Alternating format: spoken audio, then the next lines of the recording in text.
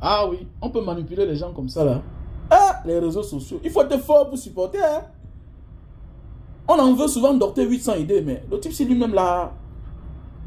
Investi au pays. Tu es fort, hein. Beaucoup de personnes dans la diaspora ne parviennent pas à se réaliser ou à s'accomplir parce qu'ils doivent envoyer tous les mois une partie de leur salaire en Afrique à des personnes valides. Je précise à des personnes valides parce que si c'est pour tes parents qui sont âgés, qui ne peuvent plus travailler, qui ont passé un certain âge, ok. Mais pourquoi tu envoies de l'argent à tes frères et à tes sœurs? Pourquoi? Pourquoi tu envoies de l'argent à tes oncles et à tes tantes? Pourquoi? Si c'est un événement ponctuel, une cérémonie, un anniversaire, un mariage, ça peut se comprendre. Mais au nom de quoi tu mensualises l'envoi d'argent en Afrique vis-à-vis des personnes qui sont valides? Première nouvelle que j'ai à t'annoncer. Ces personnes n'ont pas besoin de toi pour vivre. Et le jour que tu arrêteras d'envoyer de l'argent, personne ne mourra en Afrique parce que tu n'as pas envoyé d'argent. Ça, il faut bien le retenir. Personne ne mourra parce que tu n'as pas envoyé d'argent. Ça, c'est faux. Les gens vivront comme ils ont eu l'habitude de vivre avant. Ce qui est déplorable même, c'est ce qu'ils font de cet argent.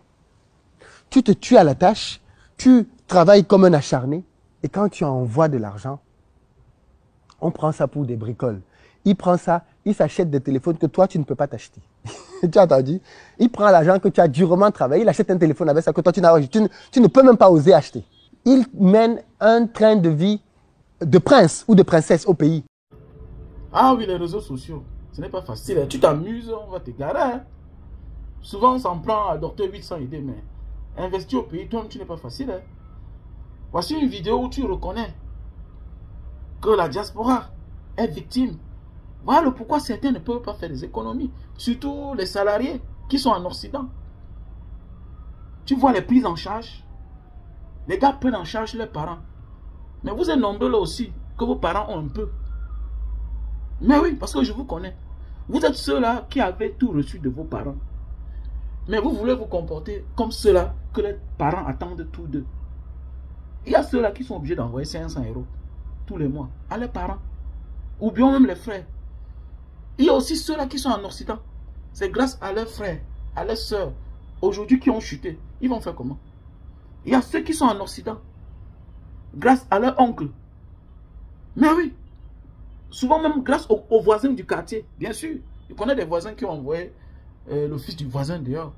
C'est une dette en fait. Donc tu vois un peu. Donc c'est pour dire parfois, il faut essayer de comprendre. Et les propos que tu as tenus l'autre jour, tu dois t'excuser. Parce que tu as dit la diaspora n'a pas d'argent. Elle fait les bruits. C'est le vent. C'est une insulte. Quel est le profil de mes clients pour la promotion immobilière? Paradoxalement, je me suis rendu compte que la diaspora n'a pas d'argent. Beaucoup de bruit, beaucoup de vent. Mais quand c'est le cash, il n'y a plus personne. Ces gars, s'ils vivent en Europe, c'est pas pour rien qu'ils veulent revenir ici. Mais j'ai dit ça au début, ils ont des attentes disproportionnées.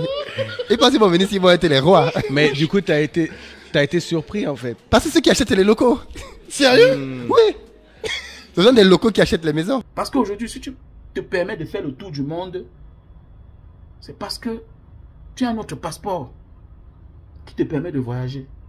Et tes débuts, on a vu, c'est la diaspora qui t'a lancé. Aujourd'hui, tu dis que la diaspora n'a rien. Parce qu'elle n'investit pas dans tes projets. Non.